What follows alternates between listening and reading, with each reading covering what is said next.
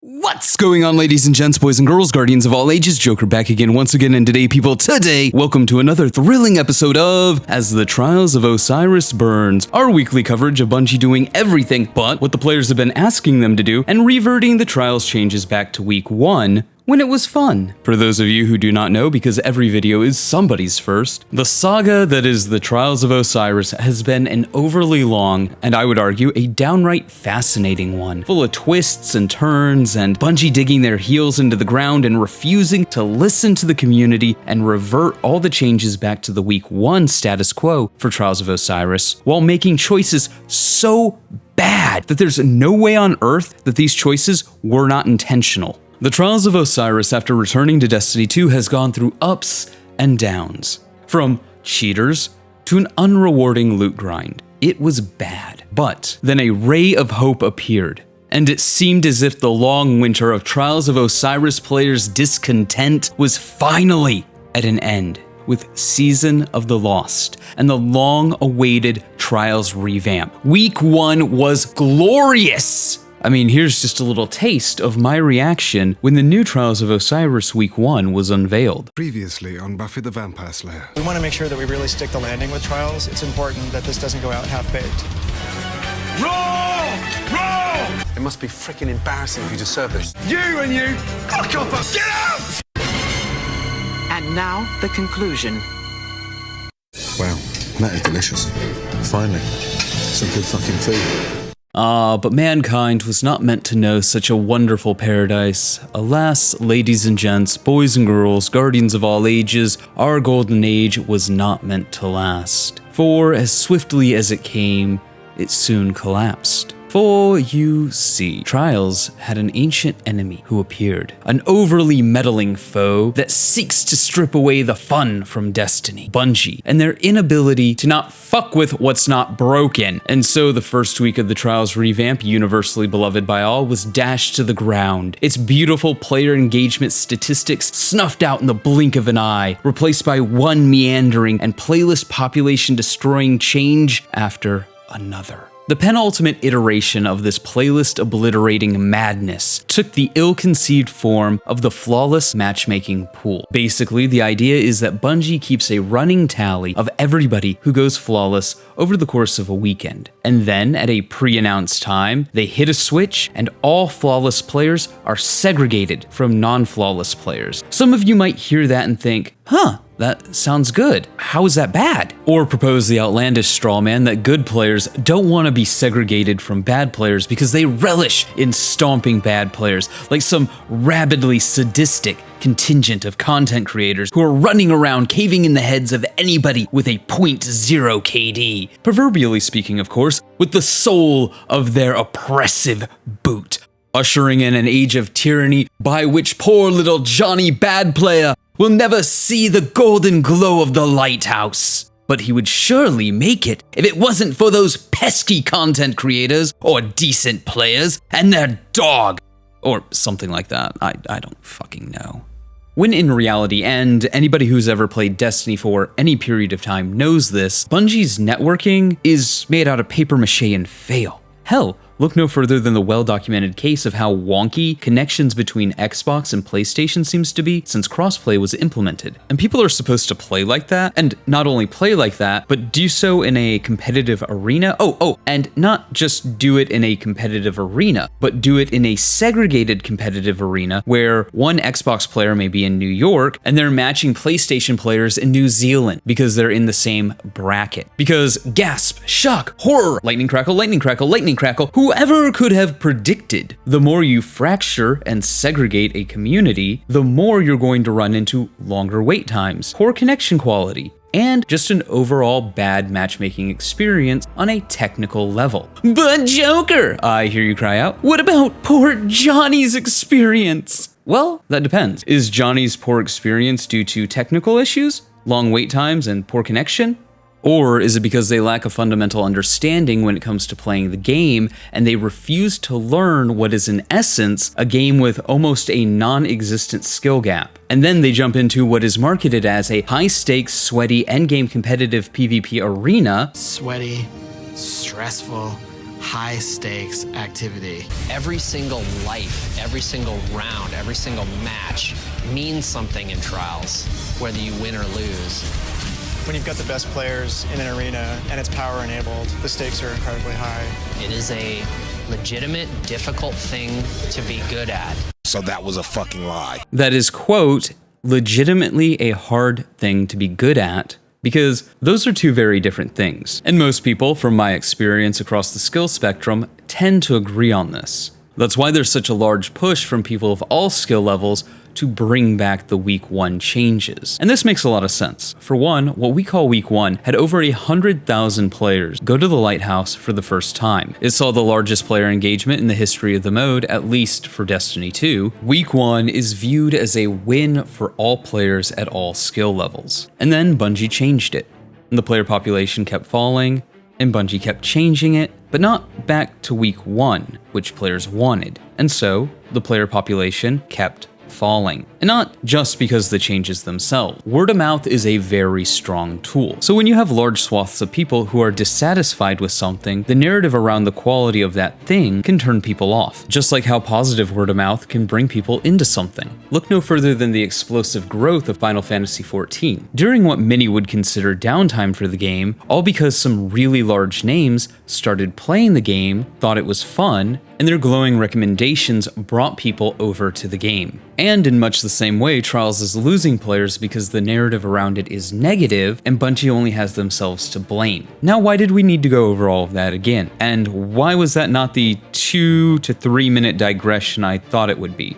Simply to pad out the video? No, and it's not even because every video is somebody's first, at least not entirely. It's because this saga has clearly displayed that Bungie has changed their core philosophy on what exactly the Trials of Osiris is. Now, that's probably apparent to anyone who's been paying attention. Trials of Osiris is still billed as Destiny's high-stakes competitive PvP arena that is a hard thing to legitimately be good at, all while Bungie implements systems which basically punish good players and turn the Lighthouse into a participation trophy. So I would have all my viewers keep this in mind as we move into the two most recent changes. Last week, Bungie implemented a change that removed the flawless pool and turned matchmaking for Trials of Osiris into a 1-to-1 win-based matchmaking that put players into different brackets depending on how much they played and won. This win-based matchmaking was not entirely tied to the Trials passage and did not reset when you reset your card, meaning you could win 20 games but lose 200 games and you'd be in the same matchmaking bucket as somebody who won 20 games and lost 0, and there was nothing you could do about it. This would inevitably mean that regardless of your skill or how much time and effort you put into the playlist, you were assured to hit a wall where progression would be impossible.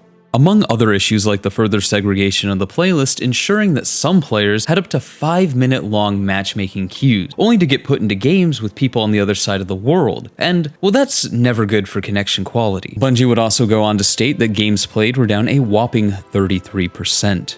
As stated, it's a system that ensures long matchmaking times for segmentums of the population, but more importantly, ensures that there is a wall that makes it impossible for progress within the playlist. Of course, this self-evident criticism was brought up almost immediately by detractors of these changes the moment these changes were announced. So how was it that Bungie, a development studio celebrating their 30th anniversary, who has been making online competitive multiplayer games and ranking systems for those games, see Halo 2 and 3 and Reach, and revolutionizing the console market when it comes to competitive first-person shooters for nearly 20 of those 30 years, how did they not manage to come to this self-evident conclusion? And perhaps many of you will think that I'm being overly generous, but I refuse to believe that Bungie is that incompetent. And yet, Bungie starts their trial section of their most recent TWAB, at least at the time of writing this video, acting as if this wasn't a universally expected outcome. Hey everybody, thank you for participating in our latest experiment in Trials matchmaking.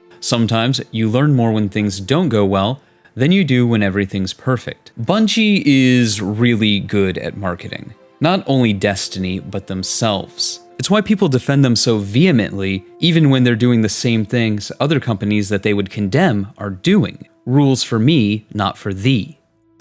As I outlined in the first half of this video, When Bungie announced the Flawless playlist, they immediately lost control of the narrative around it. DMG04, the senior community manager, would take to Twitter and say, quote, "Lots of focus on the haves, very little on the have-nots. Will be pretty hard maintaining a population if Flawless players stomp others every weekend, all weekend. Even if those other players aren't even going for Flawless, carrying somebody shouldn't be a free pass to stomp. Sucks when a lot of negative replies to the changes are coming from people who touted hundreds of games over the last weekend with minimum losses." Now, on the face of it, that might even seem like a reasonable response to the negative replies to the changes. However, two things. One, we know the outcome of these changes for the Trials of Osiris playlist, and that's the continued degradation of the playlist's population. And second, this is a masterclass in how not to unify your community, all while creating a false dichotomy around the narrative of the oppressive good player who wins hundreds of games and thinks nothing of his fellow lower skilled player and their plight of not going to the lighthouse, you know, in the high stakes competitive endgame PvP arena. And this straw man of the good player just wanting to stomp when the reality is good players just don't want to be punished by Bungie's shitty networking has endured. Pushing back against players of all skill who just want to return to the week one and, at the very least, test those waters for a couple of weeks. That would be a categorical win for Bungie. Because if it works, Bungie can say, "Hey, we're listening, see? Here's the first week back," and players will love it, players will have fun. And if it doesn't work, Bungie can say, "Here, we're listening, we gave you the first week back, and you didn't like it, it wasn't as good as you thought it was, and we told you so." It's a win-win for Bungie. But they have not taken that easy win. Instead, what they did was implement a new system, one that puts players in little buckets based on how many wins they have, regardless of how many losses they have. One that any dev on the team should have been able to, at a glance, explain why this system was going to fail. So the question becomes, is Bungie really and truly just that incompetent? Or was this part of the plan? What do I mean? Well, Bungie clearly sees the Flawless matchmaking pool as a way to protect players of lower skill. They're all in on the idea, but the community is not, and they need to sell the idea to the community or the Trials of Osiris playlist will continue to dwindle.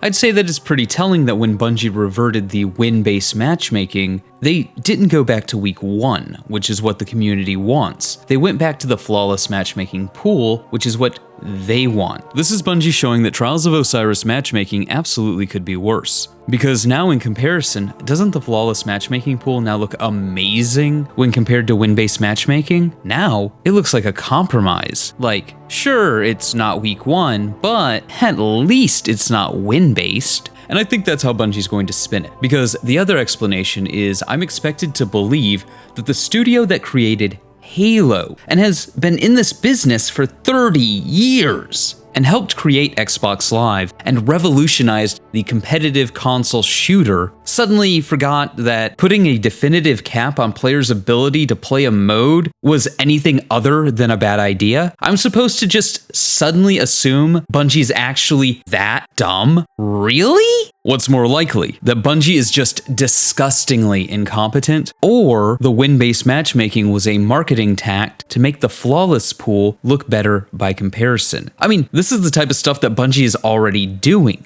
Just look at the Witch Queen Deluxe Edition. Buy the mystery box sight unseen for $80, or suffer a worse deal later. Take the Flawless matchmaking pool, or suffer a worse matchmaking experience later.